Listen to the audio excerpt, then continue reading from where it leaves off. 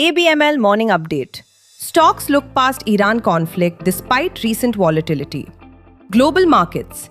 US equity markets extended gains on Monday, with the S&P 500 rising 0.44%, marking its fourth consecutive session of gains, while the Nasdaq Composite advanced 0.54% and the Dow Jones Industrial Average added 0.36%. Market direction remained heavily influenced by geopolitical developments as investors tracked evolving discussions around a potential 45-day ceasefire in the ongoing conflict, which could ease supply disruptions and reopen critical trade routes. However, uncertainty persisted amid firm rhetoric from the US administration, keeping volatility elevated, with the VIX hovering above 24. Meanwhile, energy markets remain tight, with Brent crude at $109.77 per barrel and WTI at $112.41 per barrel, reinforcing inflationary concerns despite optimism of de-escalation. On the macro front, mixed economic signals, including softer services activity and elevated price pressures, continue to shape expectations around monetary policy, with markets cautiously pricing in potential rate cuts once energy-driven inflation stabilizes. Major European markets remained closed on Monday. Domestic market. Indian equity indices ended on a positive note on April 6th. At close, the Sensex was up 1.07% at 74,107 and Nifty was up 1.12% at 22,968. GIFT Nifty trades lower by 79 points at 22,922, signaling a negative start to the trading session.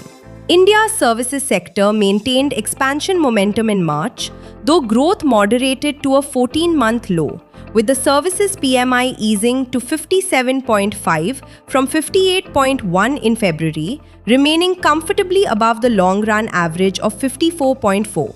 The deceleration was primarily driven by softer domestic demand as new business inflows expanded at their slowest pace since January 2025, reflecting the impact of geopolitical disruptions on consumption and tourism-linked activity. Despite this, external demand provided a strong counterbalance, with export orders surging to near record levels, marking one of the fastest expansions since data tracking began in September 2014. Cost-side pressures intensified, with input inflation rising to its highest level since mid-2022, led by elevated fuel, logistics, and operational expenses, partially compressing margins. However, employment trends remained robust, with hiring expanding at the fastest pace since mid-2025, supported by resilient business confidence and long-term demand expectations. Focus for the day: UK PMI, Eurozone PMI, key corporate developments/policy actions. Acme Solar Holdings commissioned the fifth phase of its Rajasthan BESS project with 33.334 megawatt and 160.48 megawatt-hour capacity, taking total commissioned capacity to 166.67 megawatt and 802.46 megawatt-hour, thereby advancing execution of one of India's large-scale energy storage platforms.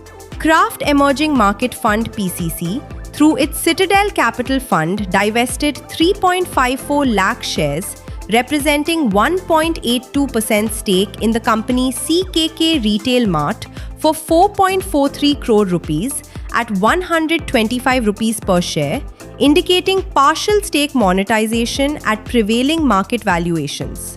Tata Motors Passenger Vehicles reported strong growth in Q4 FY26, with domestic sales of UVC, Nexon and Punch rising to 1,21,587 units from 95,614 units year-on-year, and Curve and Sierra scaling to 28,129 units from 10,355 units, while compact segment volumes grew to 33,839 units, indicating sustained momentum across SUV-led portfolio segments.